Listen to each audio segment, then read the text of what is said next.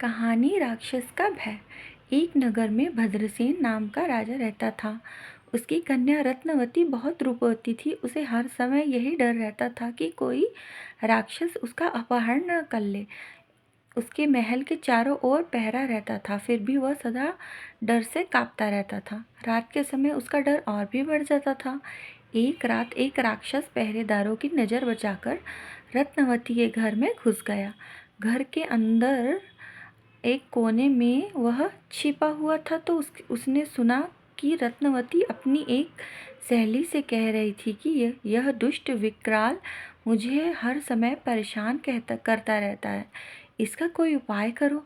राजकुमारी के मुख से यह सुनकर राक्षस ने सोचा कि अवश्य ही विकाल नाम का कोई दूसरा राक्षस होगा जिससे राजकुमारी इतनी डरती है। किसी तरह यह जानना चाहिए कि वह कैसा है, कितना बलशाली है। यह सोचकर वह घोड़े का रूप धारण करके अश्वशाला में जा छुपा। उस रात कुछ देर बाद एक चोर उस राजा के महल में आया। वह वहाँ के घोड़ों की चोरी के लिए एक ही आया था। अश्वशाला में जाकर उसने घोड़ों की देखभाल की और अश्वरूपी राक्षस को ही अपने सबसे सुंदर घोड़ा देखकर वह उसकी पीठ पर चढ़ गया। अश्वरूपी राक्षस ने समझा कि अवश्यमेव यह व्यक्ति ही विकाल राक्षस है और मुझे पहचानकर मेरी हत्या के लिए ही यह मेरी पीठ पर चढ़ा है। किंतु अब कोई चारा नहीं था। उसके मुख में लगाम पड़ चुकी थी। चोर के हाथ में चाबुक थी। चाबुक लगते ही वह भाग खड़ा हुआ।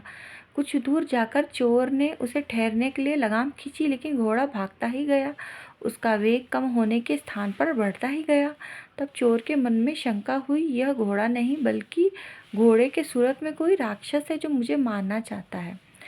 किसी उबड़ खाबड़ जगह पर ले जाकर यह मुझे पटक देगा, मेरी हड्डी पसली टूट जाएगी। यह सोच ही रहा था कि सामने वट वृक्ष की एक शाखा आई। घोड़ा उसके नीचे से गुजरा। चोर ने घोड़े से बचने का उपाय देखकर शाखा के दोनों हाथों में पकड़ लिया। घोड़ा नीचे से गुजर गया। चोर वृक्ष की शाखा से लटक कर बच गया। उसी वृक्ष पर अश्वरूपी राक्षस का एक मित्र बंदर रहता था।